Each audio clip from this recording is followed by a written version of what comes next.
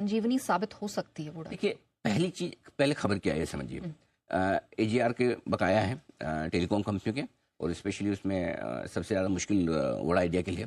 एक चीज़ तो समझ लीजिए कि अगर एजीआर का कोई भी ऐसा डिसीजन होता है जिसमें इन कंपनियों को राहत दी जाए तो सबको मिलेगी। ऐसा नहीं कि वोडाफोन आइडिया के लिए अलग से आ रहा है, लेकिन चूंकि ये मरा पड़ा है तो इसके लिए सबसे ज़्यादा इंपॉर्टेंट हो जाता है, और सबसे बड़ी रिलीफ भी इन्हें मिलेगी। क्या रिलीफ आ सकती है? जो भी एजीआर का बकाया है, उस बकाये पर जो इन्होंने ब्याज लगाया है, वो ब्याज की आधी या पूरी छूट मिल सकती है। नंबर 1।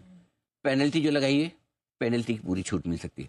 पेनल्टी नहीं भरने की वजह से जो पेनल्टी पर इंटरेस्ट लगाया है उसकी पूरी छूट मिल सकती है। तो पेनल्टी छोड़ देंगे, पेनल्टी पे इंटरेस्ट भी छोड़ देंगे, लेकिन ओरिजिनल ब्याज है वो पूरा छोड़ेंगे, आधा छोड़ेंगे, कम छोड़ेंगे, ज़्यादा छोड़ेंगे, वो अलग बात है। एजीआर तो देना पड़ेगा, उसको दिए बगैर काम नहीं चलेगा। लेकिन 70-75 हज़ार की लाइबिलिटी अगर आपकी 30-35 हज़ार 40 हज़ार करोड़ के बीच में आ जाती है, और उसके बाद उसको उसमें ये कह दिया जाए कि अब आगे आपको ब्याज नहीं मिलेगा, लगेगा 5, 10, 15, 20 साल जो भी इन्हें टाइम मिले, उसमें धीरे धीरे आप इसे पे करते रहिए, कंपनियां खुश हो जाएगी, स्पेशली वोडाफोन है। तब ये आपके पास एक कंफर्मेशन लेटर आ जाएगा कि अब ये कंपनी मरेगी नहीं।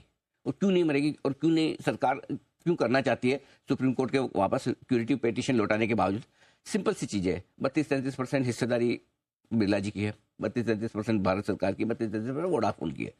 अब भारत सरकार अगर एजीआर लेने के लिए, चलो ले लूंगा मैं तो नहीं छोड़ूंगा, तो क्या होगा? एक पॉकेट से लेके आप दूसरी पॉकेट में डाल रहे हो। एक आपकी एक कंपनी मर गई जिसमें आपकी इक्विटी है, वो जीरो हो जाएगी, राइट? सो कोई फायदा नहीं है सरकार के लिए। सरकार के लिए ज़्यादा जरूरी है, मजबूरी समझो या उनकी चॉइस समझो, या इतना बड़ा भारत है जिसमें आपको डिजिटल इंडिया को अगर बड़ा करना है तो आपको 2 बड़े टेलीकॉम ऑपरेटर से काम नहीं चलेगा, राइट? आपको ज़्यादा चाहिए। आज भी इतना सब खराब होने के बाद 17-18% मार्केट शेयर पे तो बैठा है Vodafone idea. So I think ये रिवाइवल करना और उससे कंपनी को बनाए रखना ज़्यादा सेंसिबल है। इसलिए शायद सरकार हो सकता है बजट में या बजट के पहले इस तरह की चीज़ लाए। अब कब आएगी, किस फॉर्म में आएगी, कैसे आएगी, किसी को पता नहीं, लेकिन अगर ये आ जाती है राहत तो वोडाफोन आइडिया के लिए सबसे ज़्यादा पॉजिटिव होगी।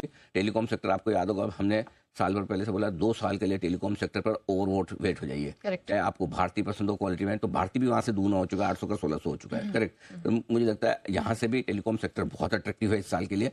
रिस्क रिवॉर्ड के लिहाज से अगर आप वोडा आइडिया पूछेंगे तो 7 रुपये से ज़्यादा की रिस्क नहीं है। 7 से 8 रुपये की रेंज में लगातार बार बार बड़ा सपोर्ट रहता है।